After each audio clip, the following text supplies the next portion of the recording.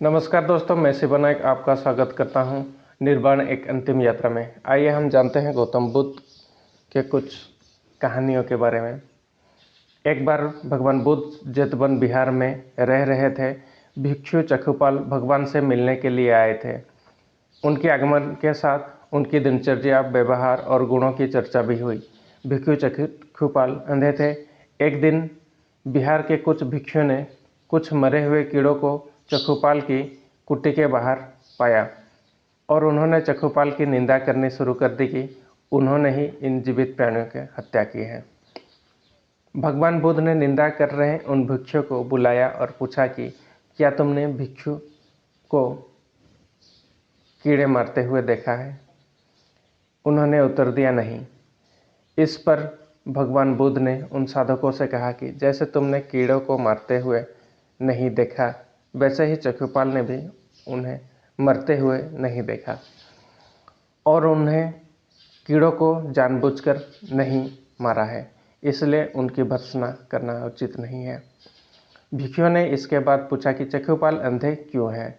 उन्होंने इस जन्म में अथवा पिछले जन्म में ऐसा क्या पाप किए जिसके वजह से आज वो बंधे हैं? भगवान बुद्ध ने चखुपाल के बारे में कहा कि वे पूर्व जन्म में एक चिकित्सक थे। एक अंधे स्त्री ने उनको वादा किया था कि यदि वो उनकी आंखें ठीक कर देंगे तो वो उसका परिवार के साथ उनका दास बन जाएंगे। स्त्री की आंखें ठीक हो गई, पर उसने दासी बनने के भय से ये मानने से इनकार कर दिया कि उसकी आंखें ठीक हुई हैं। चिकित्सक को ये पता था कि उस स्त्री की आंखें ठीक हो गई है, पर वो झूठ बोल रही है। उसे सबक सिखाने के लिए या बदला लेने के लिए चखुपाल ने दूसरी दवा दे दी, जिसकी वजह से महिला की आंखें फिर से अंधी हो गई। वो कितना ही रोती चिल्लाती, लेकिन चखुपाल जरा भी उनको नहीं सुनी। इस पाप के फलस्वरूप अगले जन्म में चिकित्सक को अंधा बनना पड़ा। एक बार आइए हम जानते हैं गौतम बुद्ध की दूसरी कहानी के बारे में, जो हमें कुछ सीख देंगी। एक बार भगवान बुद्ध भिक्षा के लिए एक किसान के यहाँ पहुँचे। तथागत को भिक्षा के लिए आया देख किसान उपेक्षा से बोला, ब्राह्मण में हल जोतता हूँ और तब खाता हूँ। तुम्हें भी हल जोतना और बीज बोना चाहिए और तब खाना चाहिए। बुद्ध ने कहा, महाराज, मैं भी खेती ही करता हूँ। इस पर किसानों को जिज्ञासा हुई और वो बोला, मैं ना तो तुम्हारे पास हल देखता हूँ, ना बैल और ना ही खेती का स्थल।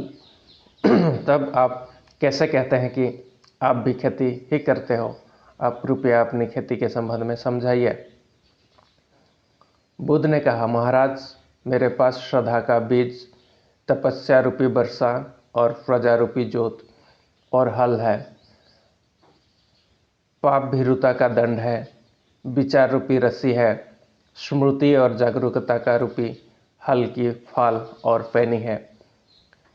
मैं वचन और कर्म में संयत रहता हूँ। मैं अपनी इस खेती को बेकार घास से मुक्त रखता हूँ और आनंद की फसल काट लेने तक प्रयत्नशील रहने वाला हूँ।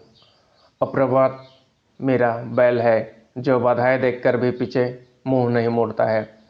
वो मुझे सीधा शांति धाम तक ले जाता है। इस प्रकार मैं अमृत की खेती करता हूँ।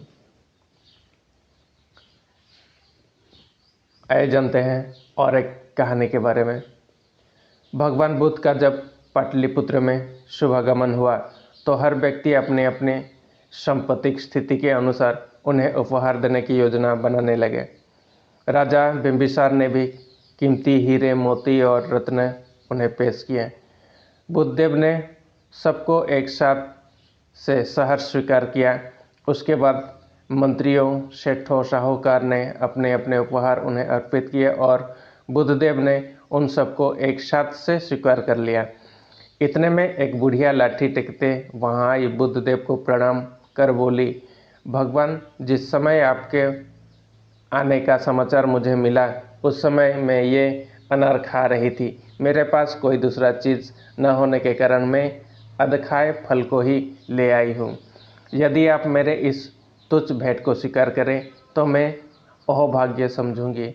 भगवान बुद्ध ने दोनों हाथों सामने कर वो फल ग्रहण किया। राजा बिंबिसार ने जब ये देखा तो उन्होंने बुद्धदेव से कहा, भगवान क्षमा करें, एक प्रश्न पूछना चाहता हूँ। हम सब ने आपको कीमती और बड़े बड़े उपहार दिए जिन्हें आपने एक साथ से ग्रहण किया, लेकिन इस बुढ़िया द्वारा दिए गए छोटे एवं जूठे फल को अपने हाथों से ग्रहण किया, ऐसा क्यों? यह सुनकर बुद्धदेव ने मुस्कुराए और बोले, राजन, आप सबसे अवश्य बहुमूल्य उपहार दिए हैं, किंतु ये सब आपकी संपत्ति का 10वां हिस्सा भी नहीं है। आपने ये दान दीनों और गरीबों की भलाई के लिए नहीं किया है, इसलिए आपका ये दान सात्विक दान की श्रेणी में नहीं आ सकता। इसके विपरीत इस बुढ़िया ने अपने मुंह का कोर ही मुझे दे डाला है। भले ही ये बुढ़िया निर्धन है, लेकिन इस संपत्ति को कोई लालसा नहीं। यही कारण है कि इसका दान मैंने खुले हृदय से लिए, दोनों हाथों से स्वीकार किया। धन्यवाद दोस्तों। लगता है आज क्या ये कहानी सुनकर आपको कुछ ज्ञान मिला होगा। अगर ऐसा है तो आप कृपया चैनल को सब्सक्राइब करें, लाइक करें और शेयर करें। धन्यवाद।